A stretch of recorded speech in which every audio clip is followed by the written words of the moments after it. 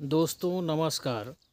आज है दीपावली का दूसरा दिन, जिसे नरक चौदस कहा जाता है। नरक चौदस का पर्व क्यों मनाया जाता है, आइए जानते हैं इस वीडियो में नरक चौदस की पूरी कहानी। नरक चौदस को छोटी दीपावली भी कहते हैं और यह कार्तिक मास के कृष्ण चतुर्दशी के दिन मनाई जाती है। इस दिन मृत्यु के देवता यमराज की भी पूजा की जाती है और दक्षिण दिशा में यम दीपक भी जलाया जाता है।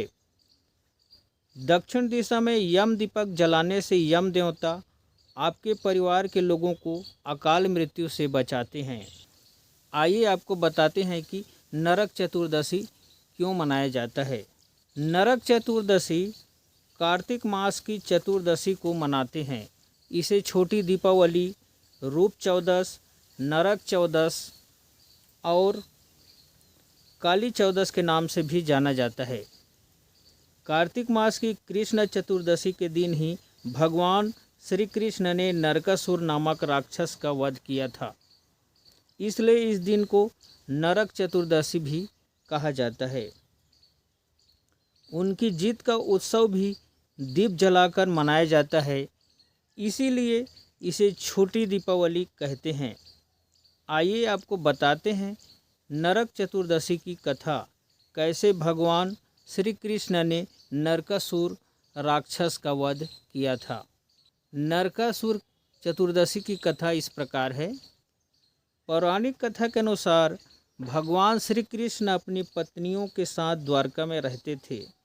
एक दिन देवराज इंद्र भगवान कृष्ण के पास आए और कहा कि हे कृष्ण, दैत्यराज भौमासुर के अत्याचार की वजह से देवतागण त्राही त्राही कर रहे हैं। भौमासुर को ही नरकासुर कहा जाता है।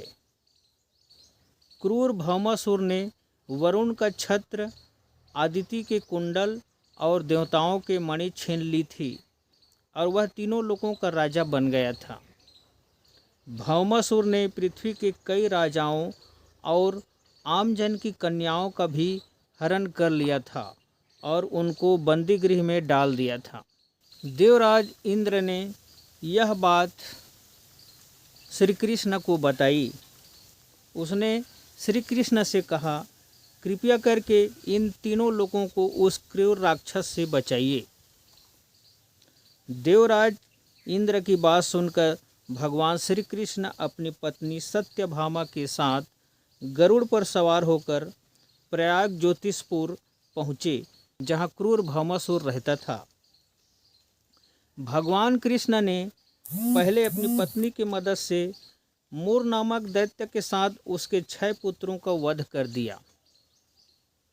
मूर दैत्य का वध हो जाने का समाचार सुनकर भौमासुर अपनी सेना के साथ युद्ध के लिए निकला।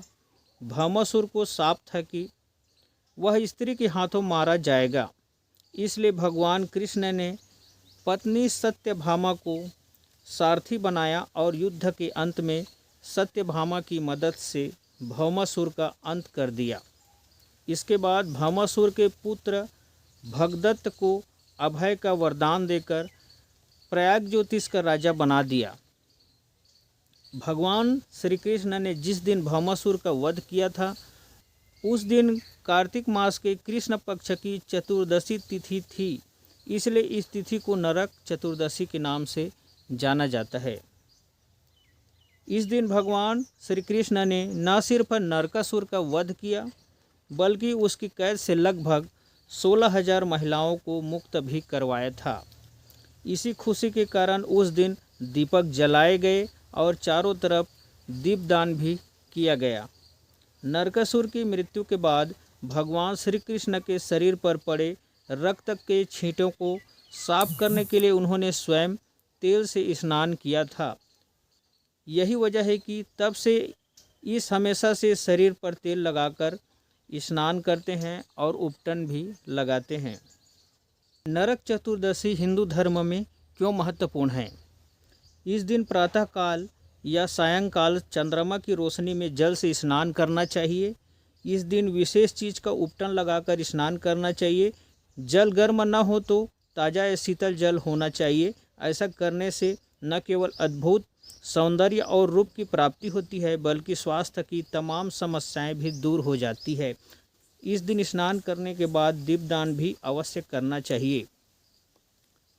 नरक चतुर्दशी के दिन यम की पूजा की जाती है। इस दिन यम पूजा के लिए 14 दिए जलाए जाते हैं। पुराने दीपक में सरसों का तेल और 5 अन्न के दाने डालकर इसे घर के कोने में जलाकर रखा जाता है। इसे यम दीपक भी कहते हैं। मान्यता है कि इस दिन यम की पूजा करने से अकाल मृत्यु नहीं होती।